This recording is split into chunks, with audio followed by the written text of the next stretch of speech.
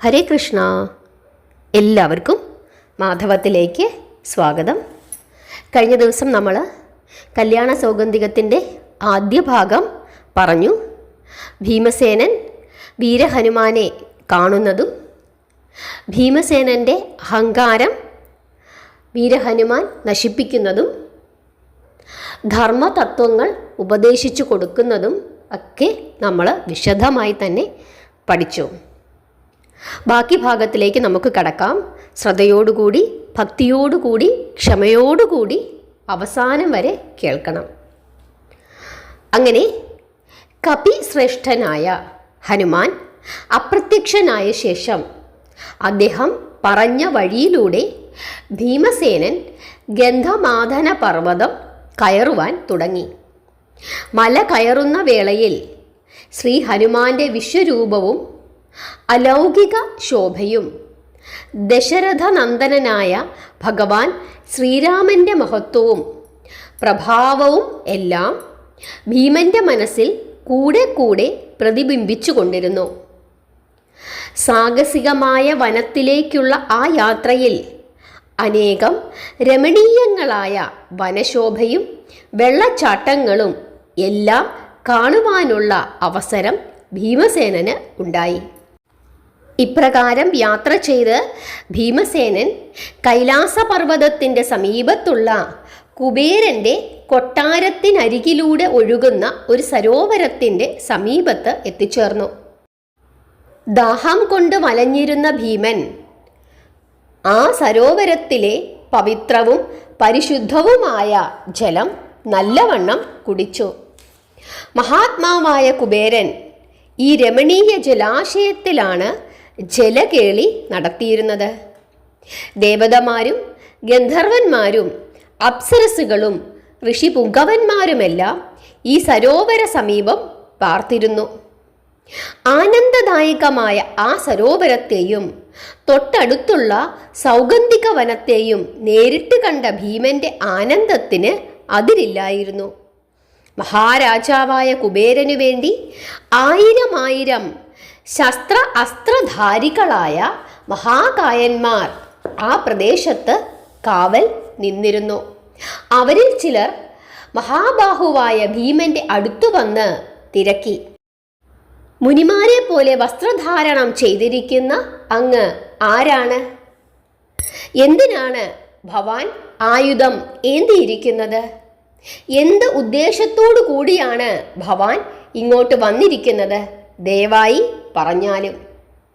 ഭീമസേനൻ ഇങ്ങനെ പറഞ്ഞു: ഹേ രാക്ഷസന്മാരെ, എന്നെ ഭീമസേനൻ എന്ന് ആളുകൾ വിളിക്കുന്നു. ധർമ്മരാജന്റെ അനുജനും മഹാരാജാവായ പാണ്ഡുവിൻ്റെ പുത്രനുമാണ് ഞാൻ. സഹോദരന്മാരോടൊപ്പം വന്ന ഞാൻ ഒന്നു ചുറ്റി നടന്നു കാണുകയാണ്. കാറ്റിലൂടെ പറന്ന് ഒരു പുഷ്പം ഞങ്ങളുടെ വാസസ്ഥാനത്ത് വന്നു വീണിരുന്നു. ആ പുഷ്പം വന്ന ദിക്കു നോക്കി യാത്ര ചെയ്ത് ഞാനിവിടെ എത്തിയതാണ്. ആ പ്രത്യേക പുഷ്പത്തിൽ ദ്രൗപദിക്ക് ആഗ്രഹമുണ്ടായി. ആ ആഗ്രഹ പൂർത്തീകരണത്തിനാണ് ഞാൻ ഇവിടെ വന്നിരിക്കുന്നത്. കാവൽക്കാരായ രാക്ഷസന്മാർ ഇപ്രകാരം അറിയിച്ചു: ഹേ പുരുഷപ്രവര, യക്ഷഗന്ധർവന്മാരുടെ രാജാവായ കുബേരന്റെ വിനോദ സ്ഥാനമാണിത്. മരണധർമാക്കളായ മനുഷ്യന്മാർ ഈ ഭാഗത്ത് വരാൻ പാടില്ല. യക്ഷഗന്ധർവന്മാരും ദേവതമാരും അനുവാദമില്ലാതെ ഈ സരോവരത്തിലെ ജലം പാനം ചെയ്യാറില്ല. രമണീയമായ ഈ ഭാഗത്ത് വിഹരിക്കാറുമില്ല. കാര്യങ്ങൾ അപ്രകാരമായിരിക്കെ കേവലം മനുഷ്യനായ താങ്കൾ കുബേര രാജാവിനെ ധിക്കരിച്ച് സൗഗന്ധിക പുഷ്പങ്ങൾ കരസ്ഥമാക്കാൻ ശ്രമിക്കുന്നു. ആ നിലയിൽ ഭവാൻ അധർമ്മിയാണ്. അങ്ങനെയുള്ള അങ്ങ് എങ്ങനെയാണ് ധർമ്മരാജന്റെ സഹോദരൻ ആകുന്നത്? അതിനാൽ ഭവാൻ ആദ്യമായി കുബേര രാജാവിൽ നിന്നും അനുമതി നേടുക. അദ്ദേഹത്തിൻ്റെ അനുമതി വാങ്ങിയതിനു ശേഷമേ ഭവാൻ ജലപാനം ചെയ്യാൻ പാടുള്ളൂ. അതുപോലെ പുഷ്പം കരസ്ഥമാക്കാനും പാടുള്ളൂ.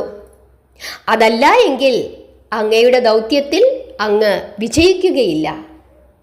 രാക്ഷസന്മാരുടെ അറിയിപ്പ് കേട്ട് ഭീമസേനൻ ഇങ്ങനെ പറഞ്ഞു: രാജാക്കന്മാർ ആരോടും ഒരിക്കലും അനുമതിയൊന്നും തേടാറില്ല. അതാണ് ധർമ്മം. നിങ്ങളുടെ രാജാവിനോട് അനുമതി തേടി ക്ഷത്രിയ ധർമ്മം വികലമാക്കാൻ ഞാൻ ആഗ്രഹിക്കുന്നില്ല. കമനീയമായ ഈ സരോവരം പർവ്വതനിരകളിലെ ഊറ്റുറവകളുടെ സൃഷ്ടിയാണ്. അപ്രകാരമുള്ള ഈ സരോവരത്തിൽ കുബേരനുള്ള അവകാശം എല്ലാവർക്കുമുണ്ട്. പൊതുമുതലായ ഈ സരോവരത്തിലെ ജലപാനത്തിനു വേണ്ടി ആരോട് യാചിക്കണമെന്നാണ് നിങ്ങൾ പറയുന്നത്? ഇപ്രകാരം പറഞ്ഞ ഭീമസേനൻ രാക്ഷസന്മാരുടെ വിലക്കുകളെ അവഗണിച്ചുകൊണ്ട് ആ സരോവരത്തിലേക്ക് ഇറങ്ങി. കാവൽക്കാർ ഭീമനെ ശക്തമായി തടഞ്ഞു. അവർ ആയുധങ്ങളെടുത്ത് ഭീമനു നേരെ വീശി. ഭീമനാകട്ടെ കാലദണ്ഡിനു തുല്യമായ തൻ്റെ ഗദയെടുത്ത് രാക്ഷസന്മാരുടെ നേരെ വീശി. ഇത് കണ്ട് രാക്ഷസന്മാർ കോപിച്ചു. ഭീമനെ അവർ 4 പാടും നിന്ന് വളഞ്ഞു. ഗദ, ചാട്ടുകുന്തം, വേൽ തുടങ്ങിയ മാരകായുധങ്ങളുമായി അവർ ഭീമനെ ആക്രമിച്ചു. മഹാപരാക്രമിയായ ഭീമൻ ഞൊടിയിടയിൽ ആ ധീരവീരന്മാരെ എല്ലാവരെയും അടിച്ചൊതുക്കി പരാജയപ്പെടുത്തി. ഭീമസേനന്റെ നിർഭയമായ ഗദാപ്രയോഗത്തിൽ ഭയന്നുപോയ ആ യുദ്ധവീരന്മാർ രണാങ്കണത്തിൽ നിന്നും ഓടിയകന്നു. അവർ വിമാനത്തിലേറി കൈലാസത്തിൻ്റെ കൊടുമുടിയിലേക്ക് യാത്രയായി. കുബേരന്റെ അടുത്തു ചെന്ന് ഭയന്ന് വിറപൂണ്ട് അവർ ഭീമസേനന്റെ പരാക്രമം വർണ്ണിച്ചു കേൾപ്പിച്ചു. രാക്ഷസന്മാർ ഓടി അകന്നപ്പോൾ ഭീമൻ കല്യാണ സൗഗന്ധികം വേണ്ടുവോളം പറിച്ചെടുത്തു. ഭീമന്റെ പരാക്രമത്തെക്കുറിച്ചുള്ള രാക്ഷസന്മാരുടെ വർണ്ണന കേട്ട് ചിരിച്ചുകൊണ്ട് കുബേരൻ ഇപ്രകാരം പറഞ്ഞു: അവിടെ സംഭവിച്ച കാര്യങ്ങൾ എല്ലാം തന്നെ നിങ്ങൾ പറയാതെ ഞാൻ അറിഞ്ഞു. ദ്രൗപദിക്ക് വേണ്ടി എത്ര സുഗന്ധപൂരിതങ്ങളായ താമരകൾ വേണമോ അത്രയും ഭീമൻ പറിച്ചുകൊണ്ട് പൊയ്ക്കൊള്ളട്ടെ. ഇപ്രകാരമുള്ള കുബേരന്റെ വാക്കുകൾ കാവൽക്കാരായ രാക്ഷസന്മാരെ ശാന്തരാക്കി. തുടർന്ന് അവർ ഭീമസേനന്റെ അടുക്കലേക്ക് വന്നു. അപ്പോൾ ബദരികാശ്രമത്തിൽ ചില ദുസ്സൂചനകൾ കണ്ടു തുടങ്ങി. ഭൂമി പിളർന്നു പോകുന്ന ആരവത്തോടെ ഉൽക്കകൾ പതിക്കുവാൻ തുടങ്ങി. പൊടിപടലം ആകാശത്തെ ആവരണം ചെയ്തു. ഭീമസേനന്റെ പരാക്രമം മൂലമുണ്ടായ പ്രകൃതിക്ഷോഭങ്ങളായിരുന്നു അവ. പ്രകാശരേണുക്കൾ ഭൂമിയിൽ വേണ്ടും വിധം പതിക്കുവാനായി ഭൂമി വിറപൂണ്ടു. ദിക്കുകൾ രക്തവർണം പൂണ്ടു. പക്ഷിമൃഗാദികൾ നിലവിളിച്ചു. കൂരിരുട്ട് ഭൂമിയെ വിഴുങ്ങുവാൻ തുടങ്ങി. കണ്ണുള്ളവരും കാഴ്ചയില്ലാത്തവരായി. അസാധാരണമായ ഈ പ്രകൃതിക്ഷോഭം കണ്ട് ധർമ്മപുത്രരായ യുധിഷ്ഠിരൻ ഇപ്രകാരം ചോദിച്ചു: പാഞ്ചാലി, ഭീമൻ എവിടെയാണ്? അവൻ എവിടെയോ എന്തോ കടും കൈ കാണിക്കുവാൻ ശ്രമിക്കുന്നു. അല്ലെങ്കിൽ ഏതോ ഭയങ്കര കർമ്മം നിർവഹിക്കുകയാണ്. യാദൃച്ഛികമായിട്ടുള്ള ഈ ഉൽക്കാപതനങ്ങൾ ഭയങ്കരമായ യുദ്ധത്തിൻ്റെ സൂചന നൽകുന്നു.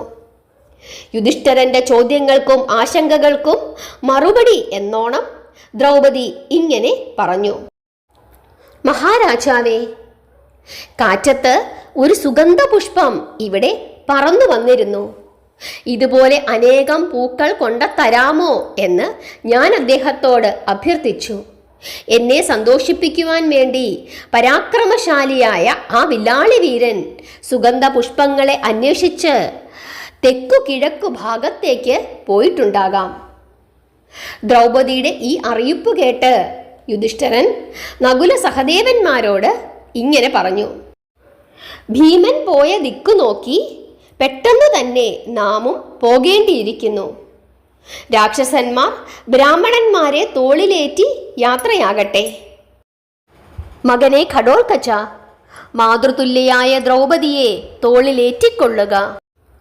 ഭീമസേനൻ അങ്ങകലെ കോപാന്ധനായി സിദ്ധന്മാരെയും മറ്റും വകവരുത്തുന്നതിന് മുമ്പേ തന്നെ നമുക്കവിടെ എത്താമെങ്കിൽ അത് വളരെയധികം നന്നായിരിക്കും. ആജ്ഞ പോലെയെന്നു ചൊല്ലി രാക്ഷസഗണങ്ങൾ ബ്രാഹ്മണരെയും ലോമശ മുനിയെയും തോളിലേറ്റി ലക്ഷ്യസ്ഥാനത്തിലേക്ക് യാത്രയായി. കുബേരന്റെ സരോവരം അവർക്ക് മുമ്പേ തന്നെ പരിചിതമായിരുന്നു.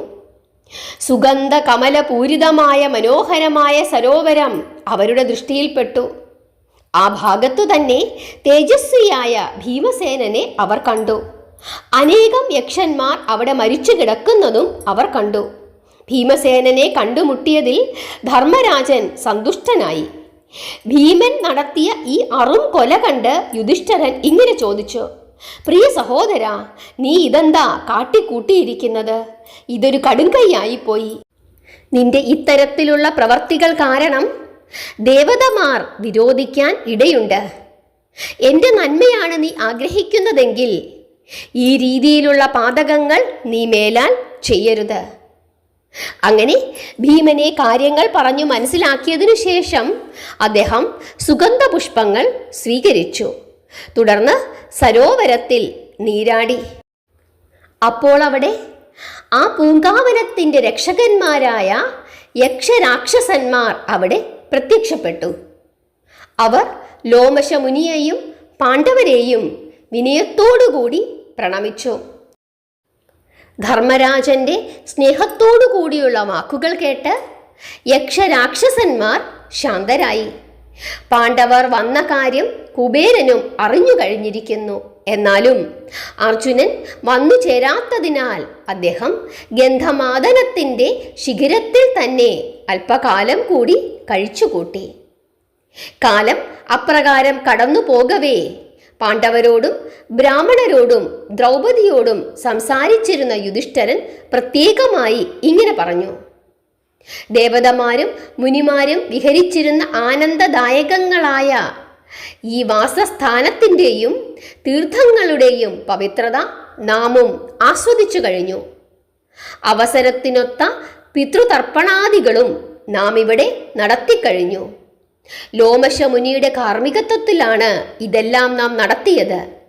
ഇനിയിതാ സിദ്ധന്മാരാൽ സേവിതനായ കുബേര രാജാവിൻ്റെ പവിത്ര മന്ദിരമുണ്ട്. അതിൽ നാം എങ്ങനെയാണ് പ്രവേശിക്കുക? ധർമ്മരാജൻ ഇപ്രകാരം സംഭാഷണം നടത്തുന്ന വേളയിൽ ഒരു അശരീരി ഉണ്ടായി. ഭവാന്മാർ ഇവിടെ നിന്നും ഇനി മുന്നോട്ട് നീങ്ങരുത്. ഈ വഴി ദുർഗമമാണ്. അതുകൊണ്ട് നിങ്ങൾ വന്ന വഴിയെ നരനാരായണന്റെ ആസ്ഥാനമായ ബദരികാശ്രമത്തിലേക്ക് ഉടൻ തന്നെ മടങ്ങിപ്പോവുക. അവിടെ നിന്നും നിങ്ങൾക്ക് വൃഷപർവാവിൻ്റെ ആശ്രമത്തിലേക്ക് പോകാം. അവിടവും താണ്ടി പിന്നീട് നിങ്ങൾ ആഷ്ടിശേഷണന്റെ ആശ്രമത്തിൽ വസിക്കാം. അവിടെ നിന്നും മുമ്പോട്ട് നീങ്ങുന്ന നിങ്ങൾക്ക് കുബേര മന്ദിരത്തിൻ്റെ ദർശനം ഉണ്ടാകും. ഈ അശരീരി ഉണ്ടായ വേളയിൽ ദിവ്യവും സുഗന്ധവുമായ മന്ദമാരുതൻ വീശുവാൻ തുടങ്ങി. അവിടെ പുഷ്പവൃഷ്ടിയും ഉണ്ടായി. ഇത്തരത്തിലുള്ള അശരീരി കേട്ട പാണ്ഡവന്മാർ ധൗമ്യക മുനിയുടെ ഉപദേശമനുസരിച്ച് നരനാരായണന്റെ ആശ്രമത്തിലേക്ക് പുറപ്പെട്ടു. ഹരേ കൃഷ്ണ. ഇതോടുകൂടി മഹാഭാരതത്തിലെ കല്യാണ സൗഗന്ധികം എന്ന കഥാഭാഗം അവസാനിച്ചു. നിങ്ങൾക്കെല്ലാവർക്കും ഈ ഭാഗം ഇഷ്ടപ്പെട്ടു എന്ന് വിശ്വസിക്കുന്നു. നിങ്ങളുടെ അഭിപ്രായങ്ങൾ പറയുക. എല്ലാവരും നാമം ജപിക്കുക. കഥാഭാഗങ്ങൾ ഇഷ്ടപ്പെട്ടെങ്കിൽ വീഡിയോ ലൈക്ക് ചെയ്യുക. നിങ്ങളുടെ അഭിപ്രായങ്ങളൊക്കെ പറയുക. എല്ലാവരെയും ഭഗവാൻ അനുഗ്രഹിക്കട്ടെ. ഹരേ കൃഷ്ണ.